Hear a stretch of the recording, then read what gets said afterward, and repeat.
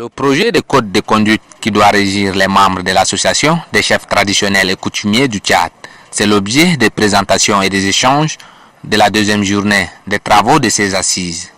L'esprit de ces codes met en relief le rôle des autorités traditionnelles et coutumières dans le processus de la consolidation et du maintien de l'équilibre social, un rôle qui leur est dévolu par les différents textes en vigueur et réaffirmé avec force dans la loi fondamentale de la 4e République. Constitué de 75 articles répartis en 7 parties, ce code sera le premier du genre une fois adopté. Il édicte les conduites, les attitudes physiques, mentales et comportementales que les dépositaires des us et coutumes doivent adopter dans l'accomplissement de leur mission dans la société tchadienne en perpétuelle évolution.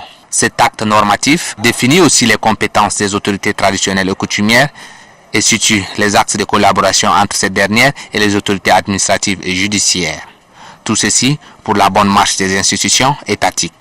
Toutes les questions relatives à la neutralité de l'autorité traditionnelle dans la vie politique de la nation et la mise en place d'un comité national de discipline pour le suivi de ces codes de bonne conduite occupent également une bonne place dans ce texte. Qui est en cours d'adoption est une première dans l'histoire de notre pays et dans l'histoire de la chefferie traditionnelle dans le Tchad.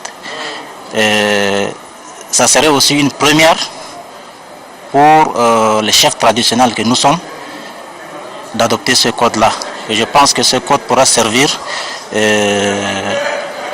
d'une feuille de route claire pour permettre à l'administration et aux autorités, à la haute autorité, de mieux appréhender la collaboration entre les chefferies traditionnelles et les autorités locales. Je crois que ce code est arrivé au point nommé parce que vous aurez à constater que dans la 4e République, les réformes de la 4e République ont donné des immenses pouvoirs aux autorités traditionnelles. Donc ces pouvoirs des autorités traditionnelles, il faut les renforcer dans le cadre d'une certaine responsabilité entre nous-mêmes les chefs. C'est ce qu'on attendait depuis toujours.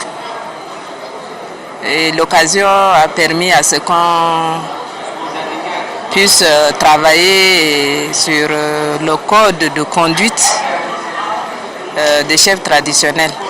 C'est en sorte un guide qui nous permettra de changer un peu de comportement. Quand on adopte un code de bonne conduite de chefferie traditionnelle, ça ne fait que renforcer quand même notre capacité